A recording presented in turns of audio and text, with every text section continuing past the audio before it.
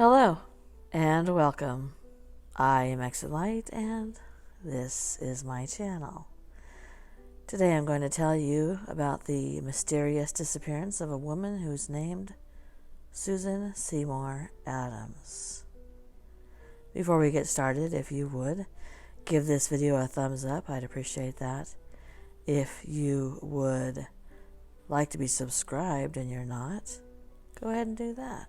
It's free. I hear that your chances of winning the lottery might be increased if you do. And if you'd like to be notified when my content goes live, go ahead and click that bell.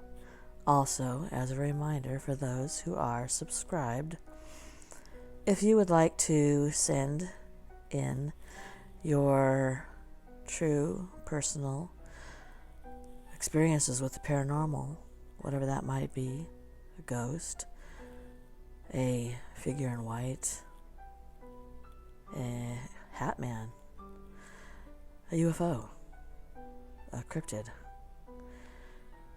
If it's yours and it's true, send it in and I'll read it and tell everybody about it during the 31 days of Halloween. If you'd like to send in a story that you've written, obviously it doesn't have to be true, and have me narrate it, I'd like to do that. I'd like to have more people involved, more of the community involved during the 31 days of Halloween. I think that would be exceptional. All right, let's get started. Susan Seymour Adams. After this, she'll be known as Susan Adams, or by her first or last name, was 42 years old when she vanished from a camping trip with her husband Tom in the area near Battle Lake in the Selway, Bitterroot wilderness east of Grangeville, Idaho, on September 30th, 1990. She had gone to birdwatch in a nearby meadow, and despite tracks being found, she disappeared without a trace. Susan and her husband Tom both enjoyed the outdoors and venturing around on trips. They had spent months researching and planning a trip near the Idaho-Montana border, where they had paid and arranged for a tour company called the Iron Horse Outfitters to help them explore the wilderness there. While Susan wasn't an experienced outdoors person, according to her husband, she did enjoy being in the woods and was excited about the trip. The Selway Bitterroot Wilderness is a protected wilderness area in the states of Idaho and Montana in the northwestern United States. At 1.3 million acres, it is one of the largest designated wilderness areas in the United States. It expands across the Bitterroot mountain range and the border between Idaho and Montana and covers parts of Bitterroot National Forest, Clearwater National Forest, Lolo National Forest, and the Nez Perce National Forest. The high-level areas around the Bitterroot peaks are rugged alpine parkland. Lower areas are covered by dense coniferous forest. The couple arrived in Idaho Falls on Saturday, September 22nd, 1990, and they drove to Hamilton, Montana to meet up with Art Griffith, who was the owner of the outfitting business. Then, on Wednesday morning, the group headed for the outfitters' camp.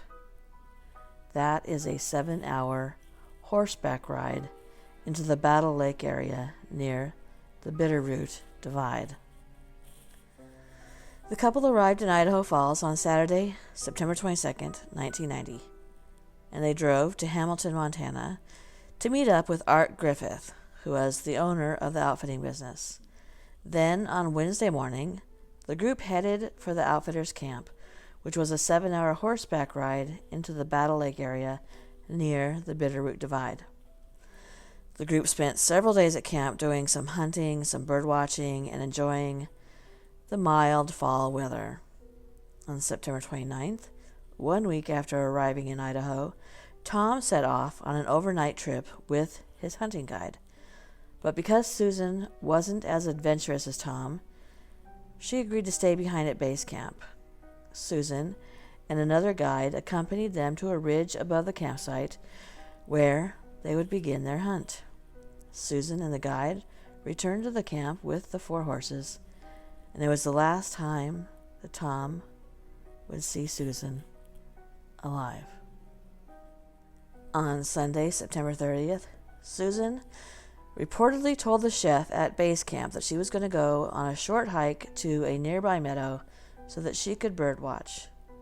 She did not leave with any gear, apart from a camouflage print clothing that she was already wearing, and she had a camera and some binoculars. Her husband Tom arrived back from his hunting trip later that afternoon, and he learned that Susan had taken a short hike to go birdwatching. However, as evening approached, he started to worry. And then when she didn't return, he decided to hike to the meadow to find her. Tom stated that he hiked towards the meadow and followed her footprints down a dusty trail.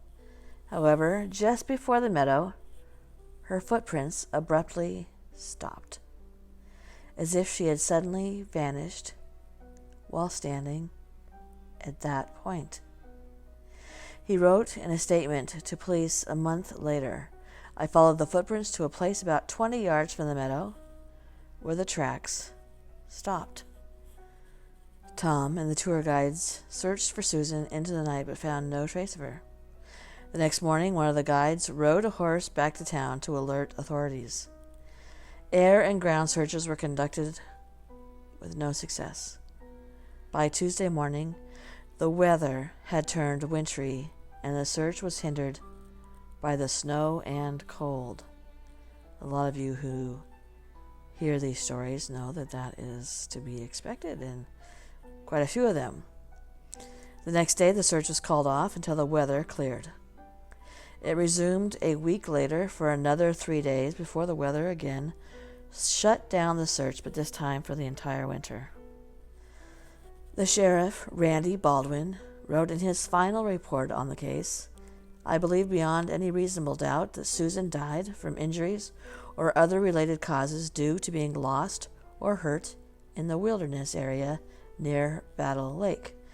I also believe that Susan Adams' remains are still in that area, but feel that any future organized search would not be effective in locating her remains."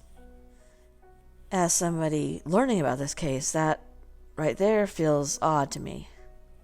That without any evidence whatsoever, no trace of there being an attack, no blood, no clothing, nothing.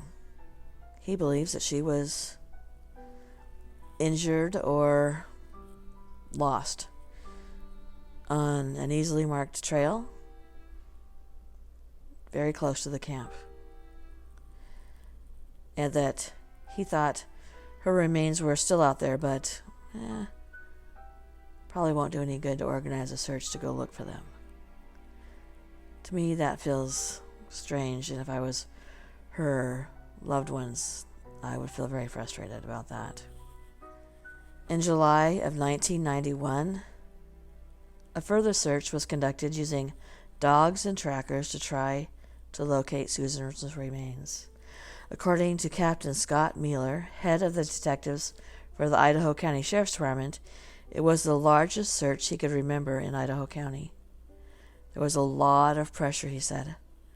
Susan's husband worked for the governor of Texas, and the governor got involved, asking the National Guard to free up some helicopters to aid in the search, which is a nice thing for him and his family.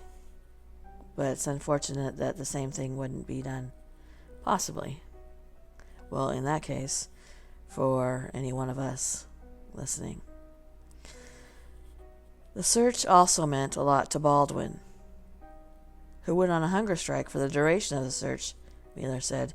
He figured if Susan was out there hungry, he would be too, which is also strange considering that he had already decided in his own mind, in his report, that she was dead, had been killed, gotten lost, Her body was out there, no need to look. But suddenly he's on a hunger strike until they find her. But the hunger strike started in the next year. The second search was so intensive that the searchers literally walked at arm's length apart acres of wilderness. Some possible tracks were found, perhaps indicating that a person had suffered an injury.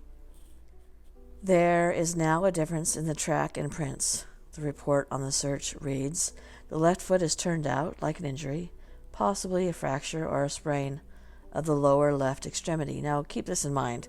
These are prints that have been there since the summer of 1990. Well, no, since the end of September of 1990 to the summer of 1991, and had gone all this time with snow, and whoever knows how many outfitters had tracked out there and camped. The area searched was also described by a psychic who said, I feel as though she is within 3 to 5 mile distance and in the direction of north to northwest of her campsite. She also believed that Susan died of head injuries caused by falling from a rock cliff. Susan's husband, Tom, was initially considered to be a suspect, but he and all the other party members took polygraphs and they all passed. Susan's remains are still missing, and there's been no further evidence ever located. So there are some theories. One, that she was lost or injured. A strong possibility in the wilderness area, but a major search of this area was conducted. Remember, with them reaching out hand to hand, arm's length? And the fact that she was simply walking to a nearby meadow to watch birds and wasn't going off a hike seems to bring down the odds of this being what happened.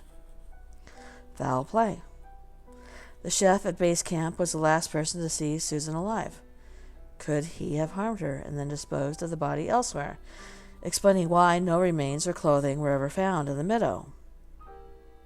Some pointed to her husband, Tom, saying that perhaps he found her in the meadow, still bird watching, when he was searching for her, and they got into an altercation, and he killed her. But there was no evidence of an attack found. There was dogs brought out. He didn't have blood on his clothing. There wasn't blood on the ground. Where did he dispose of her body? Was there time for that? And again, a search of that area, hand to hand. It's not like he could have carried her limp body out of the search area in that amount of time. Or a wild animal attack.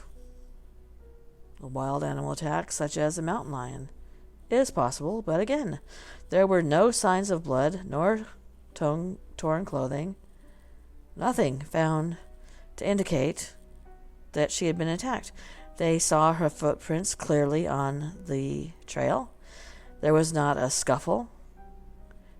She wasn't picked up by an animal.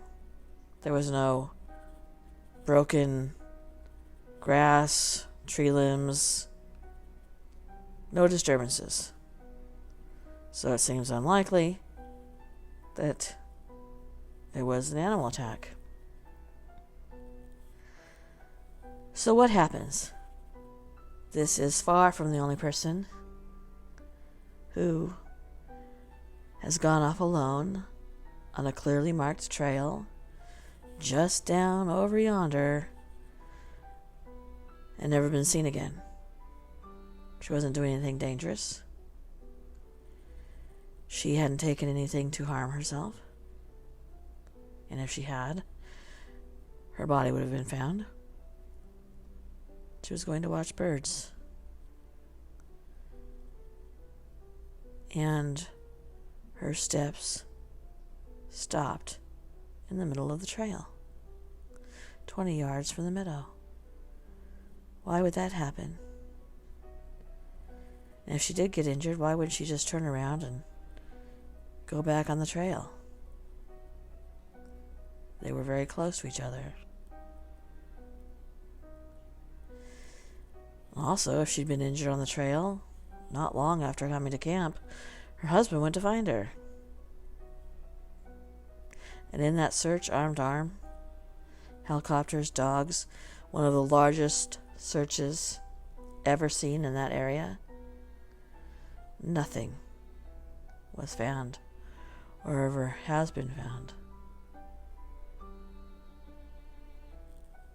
So what happened to Susan Adams? It's likely that we'll never know. But if you have a theory, please let me know below. Thank you for coming. If you would, please like this video. If you would like to be subscribed, please do so. If you'd like to be notified when my content goes live, go ahead and click that bell. And down below I'll have links to my new merchandise. And we are raising a fund for my partner in crime, Rob, and I to go on a road trip to New England to take in all the scary places for you. We're going to take one for the team so that you don't have to go be scared yourself. We'll go do it, and we'll film it, and we'll let you know how it goes. Good night.